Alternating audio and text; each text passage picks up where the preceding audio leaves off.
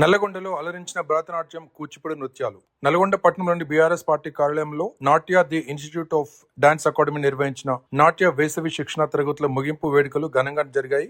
ఈ కార్యక్రమానికి ముఖ్య అతిథిగా నల్గొండ నియోజకవర్గ మాజీ శాసనసభ్యులు కంచర్ల భూపాల్రెడ్డి హాజరై చిన్నారుల ప్రదర్శనలు అభినందించారు. ఈ సందర్భంగా వారు మాట్లాడుతూ కూచిపూడి, భరతనాట్యం, యోగా సాధన ద్వారా శారీరక దృఢత్వం, మానసిక ప్రశాంతత, ఏకాగ్రత మరియు జ్ఞాపక శక్తి పెరుగుతాయని, ఇవి భారతీయ సంస్కృతి సంప్రదాయాలను కాపాడటంలో కీలక పాత్ర పోషిస్తాయని వివరించారు.